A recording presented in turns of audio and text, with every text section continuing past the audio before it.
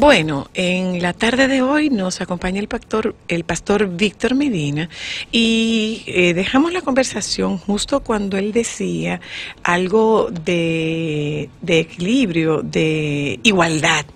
Hablaba de igualdad y justo la razón por la que invitábamos al pastor Medina era para que habláramos de qué tan igualitario, equitativo, equilibrado es la participación de la mujer en las iglesias.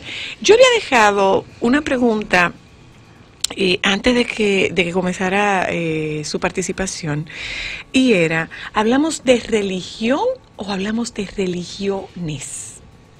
Bueno, mira, yo creo que la palabra religión, es bueno entender el origen o la etimología de dónde viene. Viene de la cultura romana, y del tema de religar una planta. En el concepto agrícola, una planta, tú las religabas o las religas para que busque la dirección del sol, lo que presupone que todo lo que comporta esa actividad es para hacerte crecer. Entonces el concepto de religión, en su principio, lo que indica es que todas las actividades inherentes a eso te llevan a un crecimiento hacia Dios, a un crecimiento hacia el sol en cuanto a esa cultura y a sus percepciones teológicas que no tienen que ver con el cristianismo. Entonces es una palabra que se acuña.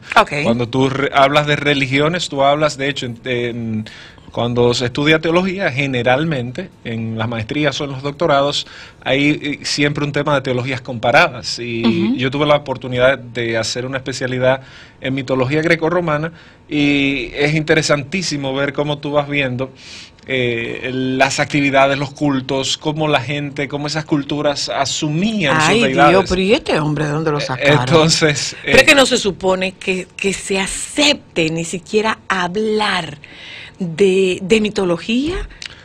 Bueno, depende desde el punto de vista en que tú lo enfoques. Yo pienso porque lo que pasa es que hay mucho fundamentalismo en las religiones. Y de repente nos planteamos que si tú tienes, por ejemplo, yo soy católica practicante, criada en la fe católica, bautizada en la fe católica. No soy la de estar todos los días en una iglesia, pero por ejemplo, tengo heredada la devoción por San José, heredada de mi mamá. Pero eso es idolatría, eso es adoración de ídolos y de, ¿cómo se dice eso? De imágenes. Esa es mi creencia. Esa es mi creencia. Y si yo respeto tu creencia, ¿por qué tú no puedes respetar mi creencia? No, yo creo que respetarla no es el problema. Es si fuéramos a utilizar un árbitro. Yo recuerdo mucho el debate entre Martín Lutero y Erasmo de Rotterdam, que fue una voz siempre entre el catolicismo de la época y el protestantismo naciente. Fue una voz que navegaba entre ambos bandos, aunque al final, ya por un tema de política, más bien se decanta por el catolicismo de la época. Erasmo y Lutero, en sus grandes debates, en la diatriba, el famoso debate, dicen, bueno, si la Biblia es el referee entre nosotros, vámonos a ver qué dice sobre el respecto. Entonces no es un tema de irrespetar al otro. Yo estoy muy de acuerdo, de hecho, con lo que pasó en el siglo XVI, cuando vino la reforma y la contrarreforma, porque fue de lado y lado. Lutero inicia en el 1517, pero en el 1545, con el auge que tuvo la reforma protestante en diferentes países, o sea, esos enclaves políticos del catolicismo de Roma, sobre todo, se iban cayendo, y vino el Concilio de Trento, que fue algo que tú dices, pero fue como tú me das y yo te doy. Y hubo matanzas, la guerra de los 30 años. Eso fue algo, como por la religión, tú dices, caramba, ¿cómo se dio esta guerra de religiones o de católicos y protestantes? La gente se moría de hambre, se enfermaba. Bueno, pero el punto es que en ese proceso se dio mucho lo que se conoce como la iconoclastia, que era entrar a esos lugares, a esas catedrales, y romper estas imágenes. Pues mucho del arte de esa época se perdió por este tipo de acciones. Entonces, una cosa es yo predicar e ir al texto bíblico, que yo creo básicamente que al final el que nos guía a nosotros es el texto, porque yo puedo tener una creencia. Pero textos adaptados a tantas denominaciones religiosas hay, porque ahora a raíz del tema nos estamos distorsionando, porque de lo que debemos hablar es del rol de la mujer en la iglesia, sí. De lo que tenemos que hablar es del rol de la mujer en la iglesia. Yo espero poder alcanzarlo. Claro. De lo que, cuando el tema que por supuesto tenemos que tocarlo, que es el tema de la obligatoriedad de la lectura de la Biblia, decían, pero ¿cuál Biblia? Porque hay una Biblia católica, hay una Biblia protestante, o sea, hay tantas interpretaciones de la Biblia como religiones hay. No, si tú supieras que... hay una Biblia común para todos. Es que la Biblia es única, y te explico, yo pienso que el desconocimiento de muchos al respecto... ¿Qué? ¿Versión libre adaptada? No, esos son, mira, en cuanto a las traducciones de la Biblia, hay dos principios básicos bajo los cuales se traducen cualquier versión. Está la equivalencia formal, que es ir a traducir palabra por palabra del original, y tú tienes dos originales que no existen hoy, porque lo que hay son copias de copias. Los más antiguos son del siglo III, hay manuscritos del siglo II, hay fragmentos del siglo de finales del siglo I. ¿Quién es dueño de la Biblia? ¿Cuál de las religiones es dueña de la Biblia? Hablemos de una religión del cristianismo. ¿Cuál de las denominaciones es dueña de la Biblia? Voy allá. Eso me apasiona porque es una de mis especialidades, la teología histórica. Entonces, cuando tú vas al tema de la traducción, está la equivalencia dinámica y la formal. La dinámica es la que es idea por idea. Entonces tú tienes a la Dios habla hoy, que es una versión que tiene un lenguaje muy coloquial. Tienes a la nueva traducción viviente, tienes a la palabra de Dios para todo, tienes la Biblia latinoamericana, la de Jerusalén, etcétera, etcétera, etcétera, etcétera. Y ambas cumplen o una manera u otra, no hay otra. O sea, son esas dos solamente. Le va a dar una cosa mala a Juan Carlos si no digo cómo entramos las mujeres en esa Biblia, cómo entramos las mujeres en esa iglesia, qué rol nos toca a nosotras. Mira, yo quisiera que tú me dieras el chance de terminar. Es que se va a morir Juan Carlos. No, pero dile a Juan Carlos que me llame. A Juan Carlos llama, lo dice don Pastor. Que me llame. Entramos ahí rapidito. Cuando tú tienes la traducción de la Biblia tiene dos vertientes. Tú ves que la Biblia que utiliza la iglesia romana es la Vulgata latina, básicamente. O sea, que tiene los libros deuterocanónicos. Deuterocanónicos son de un segundo canon. Deutero, segundo canon, regla. Y la Biblia que adaptó el protestantismo, que dijo Lutero y Calvino y compartes, es una Biblia que tiene los protocanónicos. Y la diferencia está básicamente en el Antiguo Testamento. Y eso responde al concilio del año 90, al concilio de Jamnia, celebrado por los judíos que fueron a ir a lo más tradicional. Entonces el protestantismo con los protocanónicos o los primeros libros en el Antiguo Testamento, lo que se adhirió fue a esos libros básicos que el judaísmo había abrazado como básicos. Y los deuterocanónicos son los que fueron traducidos en la diáspora en la época de la dispersión. Y le fueron dando le fueron dando su toquecito. Solo por el tema del lenguaje en griego. Entonces los consideraron deuterocanónicos por eso. Entonces tú me dices, ¿cuál es de la lectura de la Biblia en las escuelas? Bueno, usted puede coger o una o la otra. Al final está leyendo la Biblia. La misma Biblia. Está leyendo la Biblia. Una cosa son ¿Y usted está de acuerdo con que sea obligado? Es que la ley no dice que sea obligado. Sí, claro que sí. No, la ley dice que debe leerse, pero no es una obligatoriedad. Porque de hecho no se cumple. O sea, no está de acuerdo. ¿Con qué? Con que sea Mira, obligado. Con lo que yo no estoy de acuerdo es con que tú le impongas a alguien una cosa. Me respondió, don Pastor, usted me respondió, no está de acuerdo con que lo impongan. Me respondió, don Pastor, es que eso no puede ser una imposición. No, pero la ley no habla de imponerlo. Pero es que hay un proyecto de ley para que sea obligatoria. Pero el acápite lo que dice claramente es que como pasó por el Congreso, hay cantidades de leyes. Yo sí estoy de acuerdo que la Biblia se lee en las escuelas. Leída. Ahora, tú inculcarle una religión a alguien o inculcarle la toma de decisión por este Dios o por aquel, y eso es otra cosa, muy diferente. Entonces, eso es una violación de un derecho fundamental. Pero yo creo que hay un punto de divergencia y el debate social se ha tornado, se ha magnificado tanto de un lado como del otro. Yo pienso que hay más espacio. Ahí vamos. ¿A dónde vamos? Al tema del fanatismo. Yo me creo dueña de la verdad de la misma forma que tú te crees dueña de la verdad. Ahí está. Y en todo esto, ¿tú sabes quién es lo que más sufre? La verdad. Sí, porque... hay tantas verdades como partes involucradas en el debate haya. Claro, ahora yo creo que en ese debate es siempre importante ver el valor que tiene la ley. Si es una ley que pasa, tú me preguntas a mí, ¿tú le enseñarías a tus hijos la Biblia? Yo sí, definitivamente. Tú misma haces una referencia muy positiva de que heredaste una fe y una devoción que viene de tu madre a San José. Perfecto. Esa es una herencia correcta. La tradición oral de la ética judía lo que le enseñaba a sus hijos era a adorar y a conocer la historia de ese pueblo y la historia del Dios de ese pueblo. Entonces, yo no creo que es algo que agreda. Ahora, lo que yo sí creo es que tú meter a una persona en un cuarto y tú imponerle, tú vas a ser así, cuando no ha sido producto de una convicción. Exacto. Y no ha sido el producto de una elección. Entonces, pero eso pasa en todos los círculos. Es un tema ya que podemos verlo hasta pedagógicamente hablando. ¿Cuál es el sistema pedagógico en nuestro país y qué se enseña en las escuelas? Igual es algún tipo de imposición. Don Pastor, mire, vamos a hablar del rol de las mujeres en la iglesia. Vamos a hablar del rol de las mujeres en la iglesia para que a nuestro productor no le dé lo que anda. Sí. Nos vamos a publicidad, venimos en un momentito interesantísimo. Les invitamos a ustedes a que participen en este conversatorio que estamos sosteniendo con el pastor Víctor Medina. Venimos.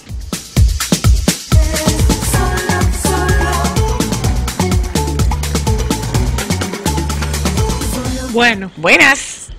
Hello. ¿Le escucho a usted? No, no le escucho. Si usted quiere participar en esta conversación que estamos sosteniendo con el pastor Víctor Medina, le invitamos a que lo haga a través del 809-540-1065. Hola, buenas. Hello, buenas tardes. Adelante. Buenas, Raúl. Hola. Yo me pregunto, cuando uno va a la escuela sola, a uno le impone aprender matemáticas, lenguaje, todo. Entonces, ¿por qué no me pueden imponer la palabra de Dios si Dios es todo creador? Si yo creo que eso es tontería. Eso hay que imponerlo. ¿Que hay que imponerlo? Sí, claro, después a mí me impusieron, tengo mi voluntad, aprender matemáticas, aprender a leer, aprender a respetar, porque no puedo imponer la palabra de Dios, que es el dueño del mundo. Quizás podría ser porque las matemáticas, quizás podría ser, pienso yo, que porque las matemáticas, el español, las asignaturas que se imponen en el pensum son todas la misma. Pero la fe, aunque sea una fe, en lo que tú creas no es exactamente lo que yo crea, y el que tú me impongas a mí tu creencia no me da a mí la oportunidad de yo tener mi propia creencia. Entonces me luce que no es muy equitativa la comparación entre las materias que componen el pensum de formación y lo que compone tu formación religiosa y espiritual. Hola. Hola. Adelante. Desde Santiago. Adelante. Mire, yo me puedo votar lo que sea, que por ahí hay 5 o 10 furgones llenos de Biblia, que no encuentran qué hacer con ellos, entonces quieren obligar, vendérsela al gobierno, al Estado Dominicano. No, porque la Biblia no se vende. Claro que no. ¿La Biblia no se vende? No, y está disponible en internet, tú la puedes descargar. O sea que pero es un comentario. Mírala aquí. Mira, dime, Víctor. Perdón, dígame. Sí, Víctor, dígame, don Pastor. Dígame, no. don Pastor.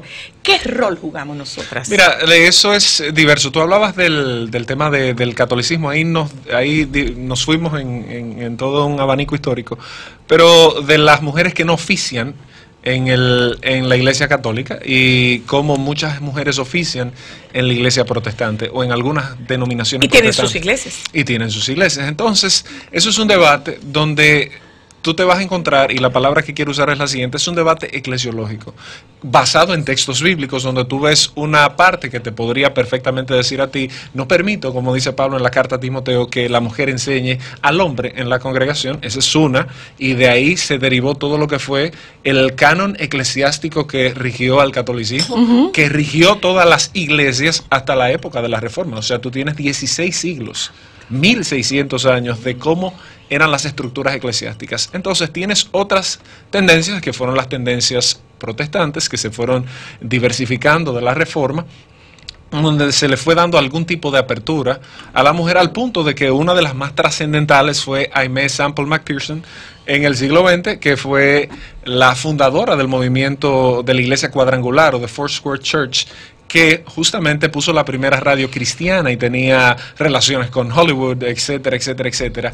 Hubo muchas mujeres destacadas, pero no ahora, sino desde el tiempo bíblico. Grandes colaboradoras. ¿Pero destacadas dónde? Destacadas. ¿En la iglesia o fuera de la iglesia? No, en la Biblia, en la Biblia. En la Biblia. O sea, tienes grandes colaboradoras como... ¿Colaboradoras? Colaboradoras y... Pero no en rol, protagónico. Tenían un rol protagónico. Sí, tenían un rol, aparte de María, tenían un rol protagónico. No, claro, María es porque era la madre de Dios. Ahora, tú ves en todas las cartas paulinas donde se mencionan a estas mujeres, a Febe, en las casas donde se hacían las iglesias. La gente tiene una presuposición, yo pienso que cinematográfica, de que las iglesias eran catedrales en esa época. No. La iglesia estaba en pañales, básicamente, y eran en casas muchas veces, y las mujeres no eran solo que servían, sino que muchas veces eran las que también enseñaban en algún punto. Ahora, yo inicié diciendo, este es un debate eclesiológico porque tú te vas a encontrar con denominaciones que dicen que el rol de la mujer es enseñar a otras mujeres. Como tú decías, de respetar las verdades, yo creo que eso, ok, perfecto, lo respetamos, pero eso es un tema gris. ¿Qué si yo pondría? De poca práctica. No, y es un tema que tú lo puedes ver desde un lado, ver desde otro. Ahora, ¿qué yo pondría qué yo elevaría en este discurso o en este debate? Yo diría, bueno, veamos qué hizo el cristianismo por la mujer en el siglo I y en el siglo II. ¿Relegadas? Al contrario. Ahí sí yo difiero de ti y te puedo explicar históricamente, porque no solo bíblicamente. La mujer estaba relegada por el sistema de pensamiento más avanzado que había, que era el griego, y por el romano ni hablar. O sea, la mujer en la época de los atenienses, y no solo de la Grecia clásica, sino siglo IV a.C., Demetrio Falero, que fue uno de los gobernantes más interesantes que tiene esa fase de la historia, en Atenas, la mujer no tenía derecho jurídico ni político. En la parte de Roma, ya cuando entra el helenismo, el pensamiento griego con la acción romana, la mujer era un cero a la izquierda en la mejor manera de legislar que había, que fue la de Roma, que todavía tenemos el sistema que se rige. Y para que tengas una idea, ¿tú sabes de dónde vienen los orfanatos? De una intención de la iglesia para que a los niños, los papás, los hombres, que no se bajaban a recogerlos del piso cuando una mujer paría, era una manera de ellos decir, ese hijo no es mío. Fíjate la barbaridad de esa época. La tasa de mortalidad infantil era enorme porque estos superhombres no tenían responsabilidad, o se arrogaban ser los dueños y amos y señores. Cuando tú ves en los escritos de Pablo, que Pablo dice, ya no hay ni mujer ni hombre, ni esclavo ni libre, entonces tú vas viendo que el rol de la mujer comienza a elevarse. Hablemos de la infidelidad. La mujer no tenía derecho a divorciarse como tal. En Grecia, en Roma, absolutamente. El único que podía decidir... En la iglesia católica es más fácil ganarle un pleito a Vincho que divorciarse. Pero fíjate esto, la mujer no tenía derecho a eso, el hombre sí lo tenía. El hombre sí podía decir yo esto, yo aquello, yo lo otro. Y era un tema social, sociocultural. ¿Qué dice Cristo? Mira, no, espérate. Usted y su mujer se quedan juntos. Aquí no es el tema del divorcio y el recasamiento, sino el cómo el cristianismo apoya a que ese hombre no sintiera la capacidad de que puede tener a 15, sino respetando a esa mujer que fue la que Dios te dio.